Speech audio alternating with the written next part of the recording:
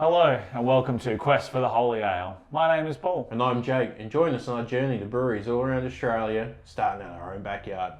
We'll be interviewing the owners of the breweries and trying a cool selection of beers. From there, we'll be putting each one in the running to be dubbed the Holy Ale.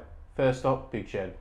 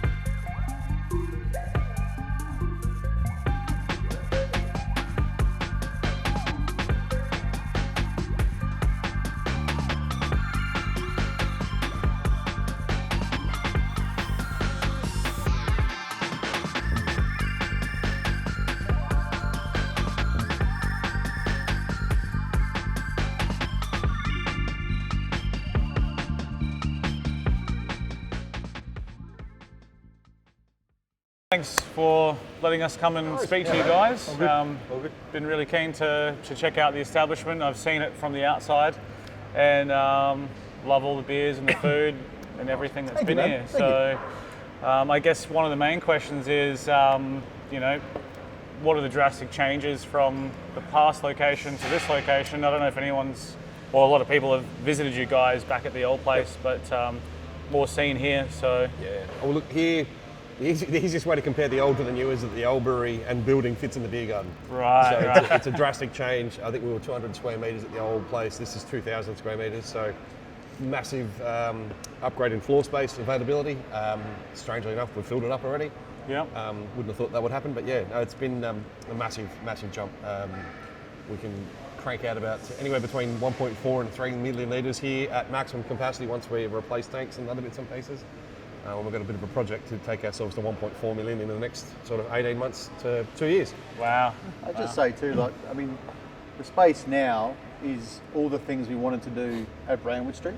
We wanted to have pinball machines, we wanted to have separate areas for functions and different spaces where people could enjoy the place in their own way, but we could never do it because we literally didn't have the room. Being able to have that space has let us to set it up the way we've always sort of wanted it. The other thing it's done is, because we're on a main road here, down at Brownwood Street, if you guys have been there, you guys know, you pull in, it's sort of dark and dingy, especially at night time, middle of winter. Industrial area, it's really a bit sketchy. Yeah. You're wondering what you're doing here. So we'd attract, people would come and have a great time, but we'd attract the craft beer aficionados first. Right. And maybe might bring a mate or two here. But being on a main road, big glass panes, we get a much bigger percentage of the casual craft beer person. Even people who have no idea who Big Shed are really, or craft beer or what it's all about. Yeah. They see the space, they've driven past it, they come and have a good time. People are having a and good then time. they experience the Yeah. beer. So Brownwood Street, it was beer first, then space, a lot of the time. But here, there are a heap of people who've never tried our beers and are coming in just because they like the look of the venue and it's hearing good word of mouth and stuff like that. So it's been exciting. Yeah. Good outreach for people who want to try something new as well. Yeah. Driving past, I can say I've driven past this place after it's been built and have gone, wow, I don't need to stop in there. And yeah, it's an awesome place. Compared to the last place, it was very homely. This one is just next level. Oh so. yeah, look, again, Brownwood Street will always be our home, as much as this is our home. But I explain to people we're like a hermit crab. We moved out of that shell, now we're in this shell. Yep. They're very different, but they're very similar. Yeah. We didn't employ anyone in terms of design work or anything like that. For the brewery setup and stuff we certainly did, but in terms of how the front of house looks, so where the public spend most of their time, it's still very much us. Yeah. Which is what we always wanted it to be. Yeah, if we paid somebody, they did a really bad job. Yeah. It always needed to look like we didn't try, because as soon as you try too hard, it's visible. When you don't try enough, it's also visible. So it's just sort of become this over time. Well, it's natural because it's like, what do we want to do? Like, what spaces do we feel comfortable in and enjoy? And I think you come in here, it's a lot nicer than Brownwood Street. Like Brownwood Street had a grungy sort of skanky edge to it, which I really love. Yeah. Say that was its allure. Yeah, absolutely. Just need a absolutely. sticky carpet and it would be complete. Absolutely, absolutely. Where this space is a bit more open, but it's still, the core of it is what it is, which is, you know, a place that we feel happy and comfortable in, and people don't have to worry about, you know, picking up a burger with their hands and getting a bit messy. It's all good. Like, come in, feel comfortable, no intimidation, just enjoy yourself. Yeah. Bring your family. Yeah. We can hose the table down. It's not a problem. Yeah. That and it's a big shed. Absolutely. No, Yeah. exactly right. Exactly right. We started that in a was little still, I think I don't know if I told you guys when we met up here in barbecue that day. One of our Google reviews early on was like a 2.5 out of 5 or whatever it was. It wasn't a great review, but the complaint was less of a shed, more of a warehouse. That's harsh, man. Like, true, but Can't please everyone, I guess. that's right. So, you know, you're right. Here we are in a proper big shed. So wherever that guy is, come back. Yeah, and definitely. enjoy all the shedness. Yeah. It's sort of big, I guess. Yeah. Well, it definitely stands out on the street. Yeah, So. no, it's great. Yeah, when we looked at the land that was allocated to the build, we actually went, right, okay, we need to turn it to the road, because that way, no matter what happens, you're driving past, you're seeing people having a drink, you're seeing the brewery. Yeah. It was always about making sure showpiece could be seen from the road. Oh, for Yeah, sure. That means people go, oh, I need to pop in there. Yeah. 15,000 cars a day going past here, and you'd be crazy not to Yeah. try and capitalise some of them. Definitely. And I mean, I saw recently you guys had a car show come through. Yeah. Oh, So we've that had would've- car shows come through. We've had weightlifting comps. We've had all sorts of stuff. Yeah. Right. Definitely. And also here on Wednesdays it's quiz night. Quiz night. Yep. Quiz night. We had quiz night from back in the old joint, and now here. Quizmasters do a great job. Yep. You know, they keep it. You gotta be smart enough, but it's not too nerdy. You know what I mean? Yeah. So it's that highbrow, lowbrow mix, which is good fun. Yeah. Done a bit of bar bocce, we've done all sorts here. Okay. What's bar bocce? So basically playing bocce inside. Oh, So okay. You put down, Yeah, you put down like rubber grass. floor, and then you put grass. Don't mat on top of it. overcomplicate it, man. It's Right, right. exactly I as it is. I was bar picturing bottles and. No. Bocce in the bar. In the bar, exactly. Right. Okay. Yeah. All right. Should we get some nitty gritty? What's your favourite beer that you brew? Or changes, man. I'll be honest. I can rotate through our beers at different times of the year, but I always find it hard to go past an F year. Yeah, Absolutely. It seems to be my little happy place. Yeah. Whenever I wander into somewhere, if it's in the fridge, I'm pretty happy. Yeah. As I say, beer is and preferred beer is all situational, like Sure. 100%. Yep. You know, it depends what I'm doing, where I'm at. You know, if I'm knocking off here and then going home and doing stuff, like a jetty jumper, just you know, hits the bill really Yep. nicely. As Jay said, like an all-rounder, F, Callie's, things like that. When they get a bit bigger, Frank and Brown, I couldn't say which my favourite No. beer. Well, I we- just have a favourite beer for a situation. There's no favourite kid. If you put your hand into an esky, Yeah. what do you hope to pull out? Something with this black ring pull. Yeah. No, that was sort of part of that design process. About how do you tell one of our cans from a Oh, really?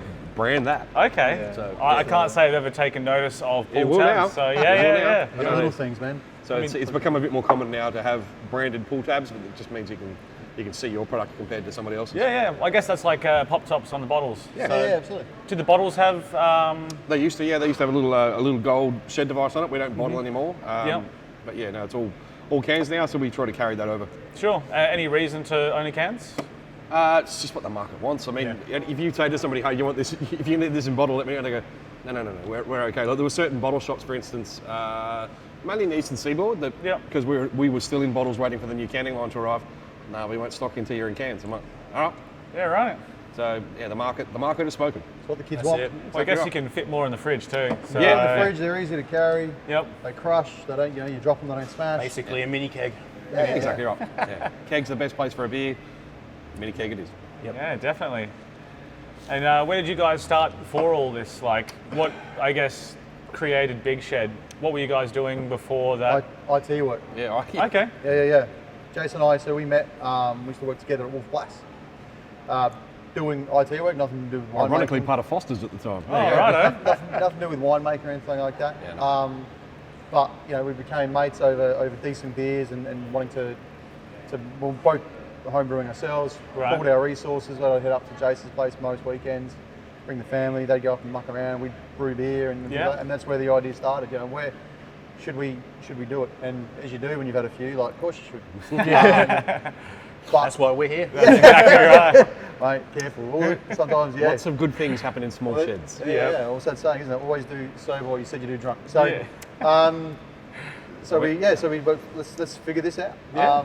We got a business name, we got a Big Shed Brewing Concern name. We kept talking about how we should do it. Next thing we know, 3 years have gone by and we got like a business name renewal thingy. Yeah. And we're like, fuck, we spent 3 years talking rubbish to each other and actually getting not drunk. going anywhere with it.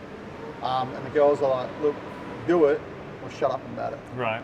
So I was like, all right, well, let's give it a crack. And to us, it was never about, failure was never not doing it. Failure was not understanding why we didn't do it. If we couldn't come up with a model or the finances or whatever, that was going to be acceptable. But we just didn't want to be 70 and wondering what would happen if it had a crack. Sure. So. I mean, what was the runner-up name for the brewery? I don't think we had one. Oh, we had a bunch of them, but you basically submit a group of them. And I reckon Big Shed Brewing Concern was the third one from memory, but I couldn't tell you what the other two were. Big Shed Brewing Concern was my favourite, so I don't remember the rest. Right. How long ago was this? Oh, man. 2006. Wow. Yeah, it's a while back. Wow. Probably a little bit earlier than that, yeah. We bought a Sabco Brew Magic from the States, which is sort of, at the time, was the Rolls Royce of homebrewing equipment. So it was like 10 grand, I think, something like that. Yeah. So it was a fair investment, and that stopped us making beers that were all over the place, because we were paying attention to what the system was doing, and you could control Otherwise it to a known as finite sober level. during Oh, brew days. there's a car going the wrong way down the road. That's going to end in tears. Oh, Jesus. Royal Park. Not a customer of ours. It is 10:30 in the morning. So it stopped us making snowflake beers, and we're able to pay more attention to what we were doing. And then we were like, right, okay, we really need to take this to the next level. Let's stop drinking on brew days now. So everything got a lot sort of... Unlike old mate here. Precise. everything got a lot more precise. We recorded a lot more data. Yeah. I think was still very close to what we were doing back in the day. We did 5 or 6 different revisions of that beer. And then I think it's, apart from, obviously there's been grain and hop changes and things like that, that's only because we've grown out of being home brewers to professional brewers, pro brewers, it sounds a bit weird still saying that. Yeah. But a lot of the core fundamentals of the beer are pretty true to what we actually first did. So that's probably the one beer that probably hasn't changed a hell of a lot. Frankenbrown's probably as our first ever beer. That's changed a lot. It's still changed, it's changed a hell of a lot, but it's still a bloody tasty beer. Yeah, definitely. How's that changed? Mate, hops have changed drastically. It was Nelson Sauvin and Simcoe. I just know it's a lot cleaner flavour than it was. Like it's been refined. Like it was the first beer we ever made on the old kit. Yep. Because we got Steve Nelson. You guys might know. He used to own Brew Boys. He's currently he's a lecturer out at TAFE. Yep. Like Okay. he's a weapon. Met him before. Yeah, he's a good lad. He's a good bloke, and he doesn't hold back. If you've got a problem with something you're doing, he'll tell you. Yeah. In the nicest possible way. Like We had so inappropriate flaws. Yeah. So every email would finish from Brownwood Street. It goes without saying the floors are unsuitable, blah blah blah. Anyway, Inappropriate. Anyway, he was like, because we wanted to brew like an Ethier type thing straight off the bat. And he's like, no, you brew a dark beer first. I'm like, well, why would we? It's the middle of summer. Why do we do that? Because it's more forgiving. You can fuck it up and still have something that's sellable. Right. People aren't going to hang you on your first beer. Yeah. So you make something light, they're going to think about that a lot more. Yeah. So we made Frankenbrown and the recipe itself. Yeah, as Jay said, like it's become more refined as we got better at brewing. That first batch of beer we put out, like man, if it left, I wasn't ready. if it left here today, the way we sent it out, we would have killed somebody. Somebody was going to get fired. But at the time, like we didn't know any better. And thankfully, the public were forgiving. We knew better, but the wheat sheaf called and said we want to put you on tap. And we went, it's going to have to be on the hand pump because this beer is not ready. You're going to have to force cut. You're going to have to carve it yourself on site. It was murky, so basically we invented hazies.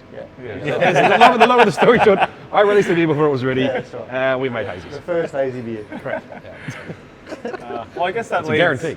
That leads into another question. Jake and I both remember when Boozy Fruit came out. Yep. Did you realise it was going to be as popular as it was? You Was never. that I mean, Dabs 2018? yeah, that's Something right. like Yeah. No, you never know when you launch a beer or you launch anything like a product or whatever whatever you're selling. You have no idea how it's going to go. You just hope it goes well. Right. But Gabs is a beautiful thing for us, and it holds a special place. Mostly because of the Gabs Festival beers, because we get to swing hard. And as Jason talking about people were forgiving your first beer, people will forgive weird beers at a Gabs Festival. Even like there's a difference between I don't like it and this is bad. Right. And so you can make something really odd. Like before we made Boozy Fruit, the year before we made Thai green curry. Right. Which literally had all the ingredients of a Thai green curry in it. And it tasted just like a Thai green curry. Yeah, right. I really enjoyed it. But lots of people thought it was the worst thing they put in their mouth. Again, going back, like there was an Untapped review that says if I wanted a curry, I would have ordered one. And I thought, well, that's a compliment for one, because it's got what we said. And we literally called the beer number 63 Thai green curry. Like, you didn't know what you were getting, that's on you. Right. But anyway, so when we talk about Boozy Fruit and stuff like that, and Gav's beers, we like to play, and I think as purveyors of food and booze and things like that, people, if you can play with people's memories, Yeah. I think you can create something that's magical. Yeah. Like that's making good beer, making good pale, or make good lager. That's what we want to do. And that's great. But occasionally you get to step into another space. Yeah. Okay, beers that change the way you think about beer. Stone and Wood, Civiale for me, like, is one of those beers that I hold up. Is it an amazing beer now? As amazing to me now as it is then? No, but when I first tried it, I still remember it. And Boozy Fruit's a bit the same. Ice days of icy poles, ice blocks, things like that. In a beer, you play with that memory and you hook it to people, and then but it's delicious in and of its own right. That's when you get, and you delight people with it. That's when you get magic. That's when it happens. Definitely. So that's what with Gab's beers in particular, those are the sort of things we try to play with. So did we think it was going to be as popular as it is? No, but I'm not, without sounding arrogant, if we get what we do right, you get all those ingredients right, I'm not surprised that it does. Yeah. Yeah, if you do what it says on the box, you're generally going to get a favourable response from the beer drinking public. Yeah. If you say this is a chocolate stout and it doesn't taste like chocolate at Yeah. all, you're going to get Disappointment. movement. That's what Untapped is, a foul mistress in that regard. It sorts out the wheat from the chaff pretty quick. Right. Well, I guess that leads into another question of what makes a good beer. Oh man, like that's completely subjective, right? Yeah. Like it all depends on what you like. Like I could talk to anyone in this bar on any given Saturday, and they'll all probably have a slightly different answer. There's a reason why our core range is 10 wide, because a good beer is very subjective to the person. And again, it depends, like, what's good, what is, like, let's get the existential at 10:30 in the morning. What is good? What does that mean? You know what I mean? Like, is this a good beer because it's made to spec and da-da-da-da, or is it good because I really enjoy it? Yeah, definitely. These are the questions. So we aim to make beers that we like to drink, Correct. and then we make them to the best possible standard of quality that we, is every time we try to make it as good a quality as we can each and every time. So I've always said if I wouldn't drink it, we shouldn't release it. And that's not to say that we're the barometers for QA, but at the end of the day, if we are the face of Big Shed, no matter what happens.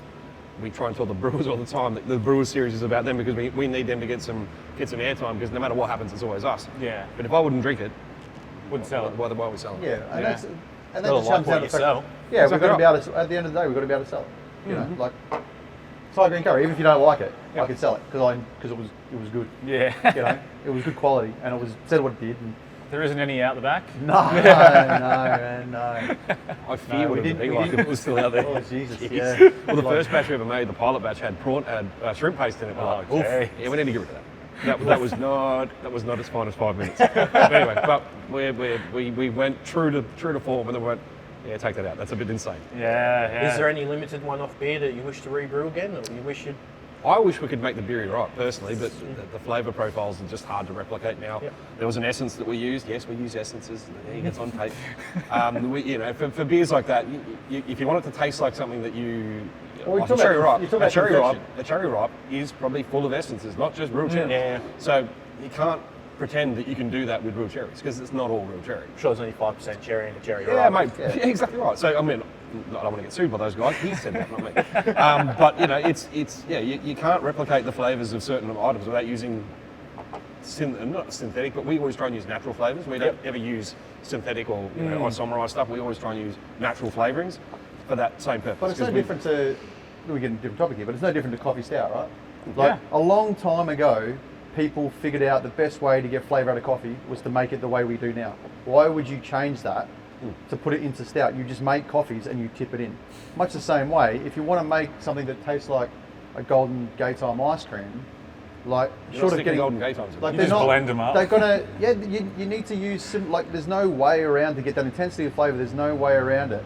You've got to do it the way the people do it that you are trying to pay homage to. Yeah. You know, short of like even brew choc is a funny one that we make. Like people complain it doesn't taste like brew chocs, but it's got a ton and a half of fucking brew chocs in it. Yeah. Like it does taste like brew chocs. You just does. don't realise what they taste like. Yeah, exactly right. People go, it's too tart. Yeah. It's sour. Apricots and peaches when they're dried are tart. Yeah. What are we missing here? So yeah, Exactly. there's a little bit of there's the occasional what the fuck guy. I've been doing stupid comments. Yeah, whatever.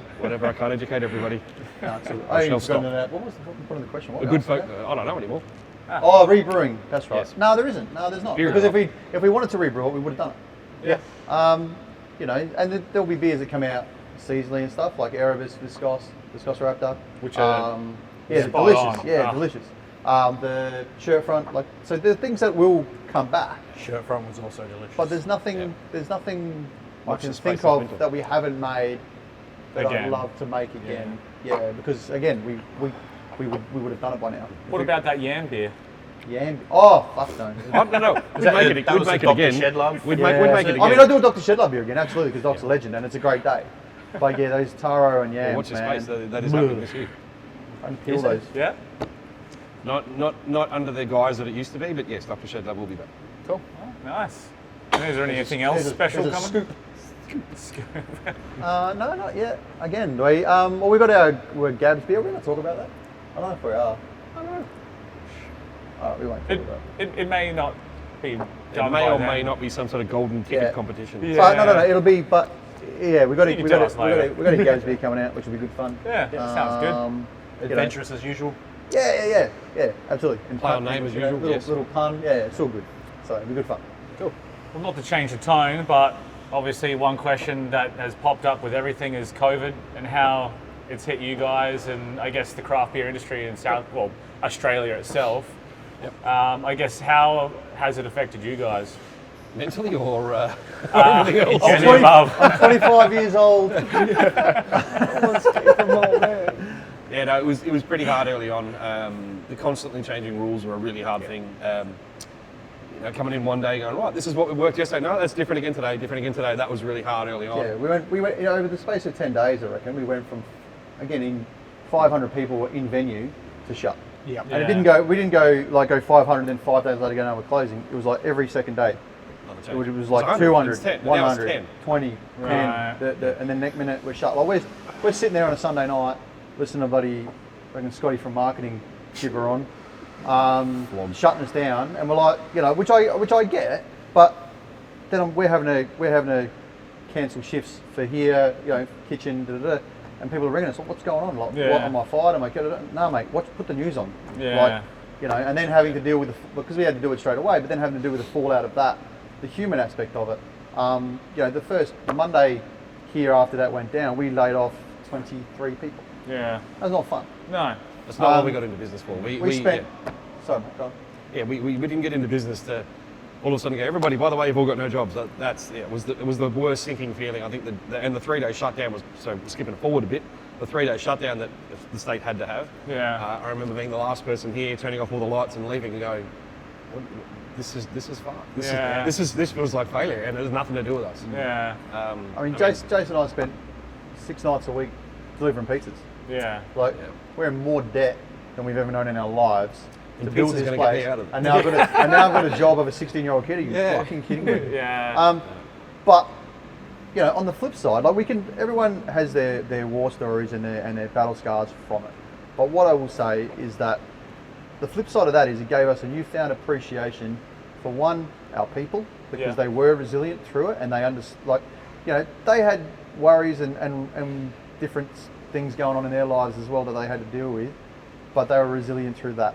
The public were amazing.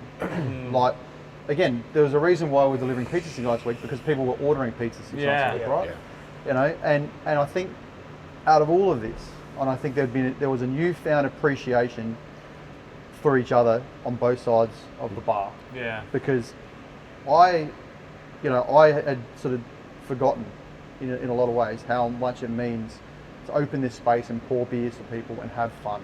Yeah. And be that, we've built this place for them to come into. It's not about simply, the transaction obviously needs to happen, but it's not, it's so much more than that. And people, they they feel that too.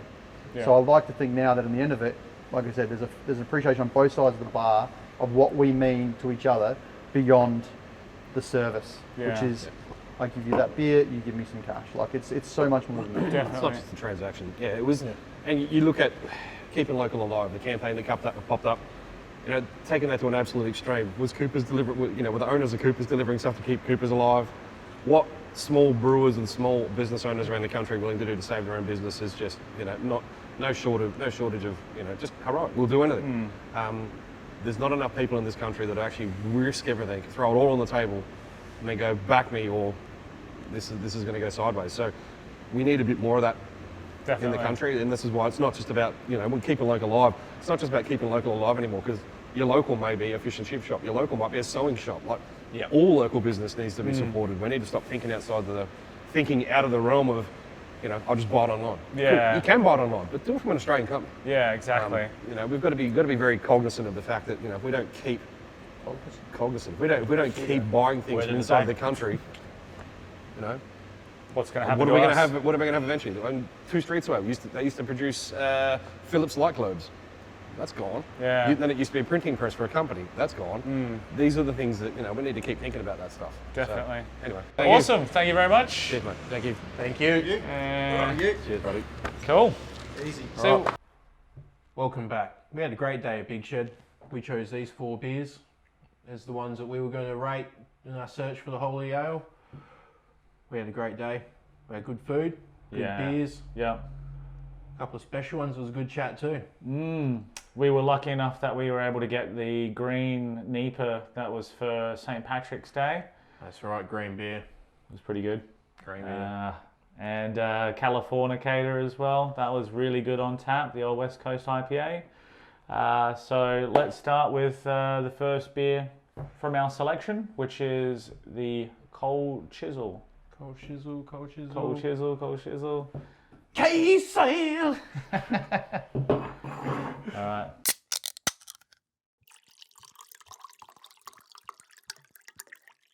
So this one here is the Australian Pale. Not really strong on the smell. Like the aromas aren't overpowering. There's a little bit of hop note to it. Heaps crisp on the taste. Pretty light. Light body, easy drinking. Slightly bready. Definitely a good summer beer. You could smash these all day long. Kind of reminiscent of a lager.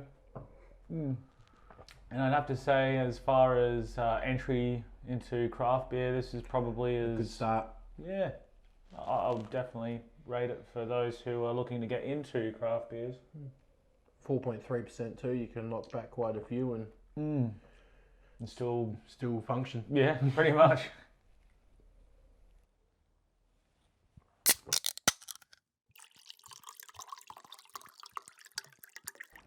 Next up, we've got FYE, Classic American Pale Ale, coming in at a staunch 5.5%. Yeah, for sure. It's good bitterness. Good aroma, not too strong. I definitely say more bitterness than the previous beer, and the taste lingers a little bit more afterwards, but still it's light, which is good. It's got a bit of piney, citrusy sort of things going on. Overall though, good beer. Good beer. I'm going to say that about all beers, but yeah, another good beer for sure.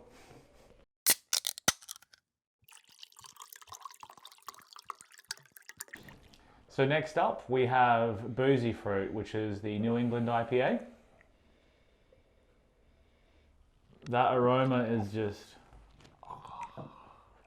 So they nailed the brief on the frosty fruits inspired. No smells like frosty fruits. Reminds me of fruit cup cordial. Definitely. I get a little bit of sherbet. And Palate.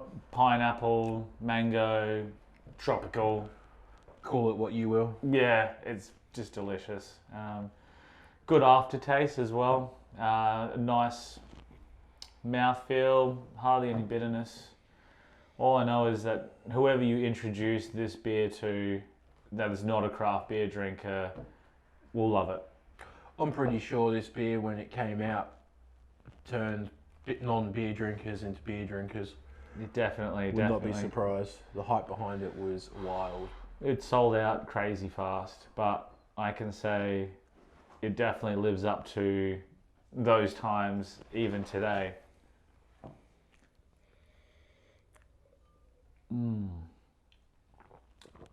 Nice.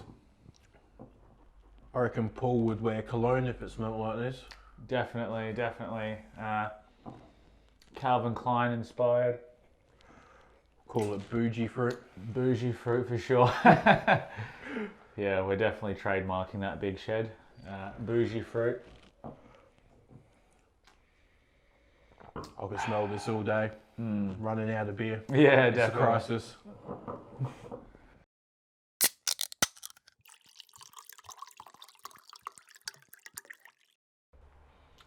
Next up, we got Frankenbrown. This was their first beer that they kegged and released to the public. If you've watched the interview by now, you might understand why they went for a brown ale off the bat. This is personally one of my favourite beers. Yeah. Not my favourite. Favourite isn't in the tasting today. It isn't, but it's definitely up there. It was one of the first that I've had from them, and it was, it's like your first car, your first love. Your first You child. you never forget it. First child, yeah. I can definitely say I love the nutty flavour. It's my favourite That- bit about. It's like a restrained roast. Bit nutty, slightly fruity note on the nose. Yeah, and it's nice and thin. It's not heavy or thick like a stout would be. So, for those who don't like stout, brown ale is a good happy medium.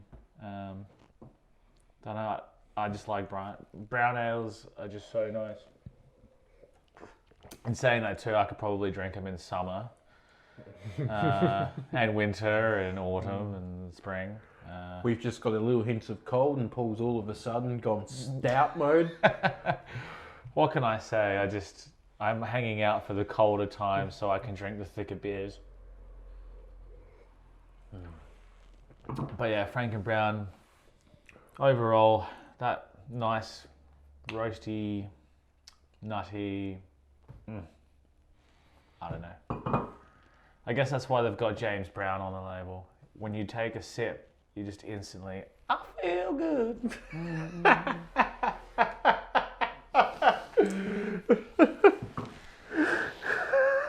I couldn't think of any other James Brown songs.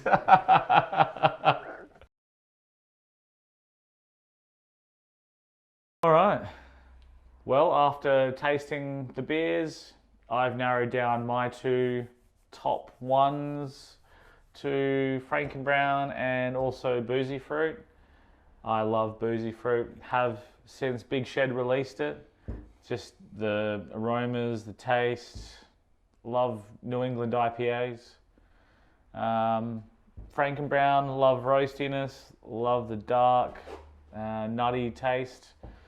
But I'm going to have to go with the old Frankenbrown this time around. Gonna have to agree with you on that one. Frankenbrown was the first Big Shed beer I'd ever had. It's a Big Shed beer I'll never forget, and it's one of those ones I always go to. My honourable mention though goes to Kolschism.